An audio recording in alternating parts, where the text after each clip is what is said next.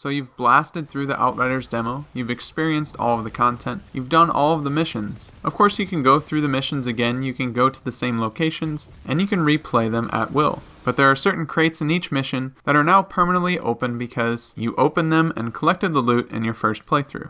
You can still get loot from killing enemies and the after mission rewards, and of course you can purchase it from the vendors, but the best way and easiest way to get loot is through those locked crates. The purpose of today's video is to show you how you can get those crates again by restarting your progress on the story while retaining your progress for your character and the loot that you've gathered.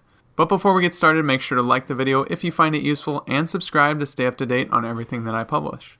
So let's take a look at my character. I've reached level 7, I've reached World Tier 5, which is the hardest difficulty you can set it to in the demo. But if I were to go through and replay some missions, those crates that were once locked and had loot inside are now permanently opened. But in order to reset the story progress, on the left side of the screen you can see where it says Select Story Point. Now from here you can actually go back all the way through the prologue, but to save you some time and give you the most loot possible in the shortest amount of time, we'll just want to stick to the story missions in Rift Town. Now personally I think the easiest one to go through is the very first one, where you go rescue Jakob from the Hound's warehouse. You'll defeat a couple waves of enemies before you can unlock the doors, and there are 3 crates to be had in this area. Now obviously there's no guarantee that you're going to get the best loot in the world, but you should get something that's decent. In each of the runs here that I played, I got a couple blue items, and you always have that very slim chance of getting an epic or legendary item.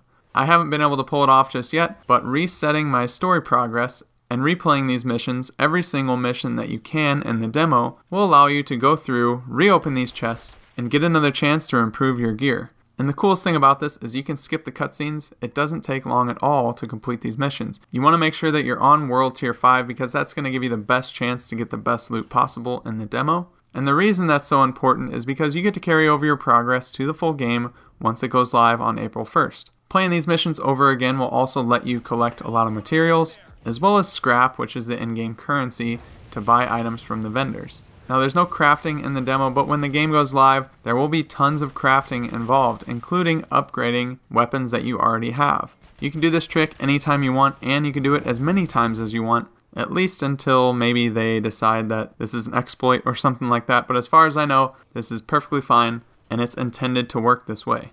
But you guys will have to let me know what you think in the comment section below. What's the best item that you've gotten so far? Have you gotten an epic or a legendary item? The highest I've gotten is rare, but I'm pretty much decked out in rare gear, which is great because the rare gear has some mods on it, which then can be recycled as well and used at a later date when crafting becomes available. Either way, I'm having a ton of fun with the game. I just love the gameplay of the Pyromancer. It's so much fun, just blowing things up and setting it on fire.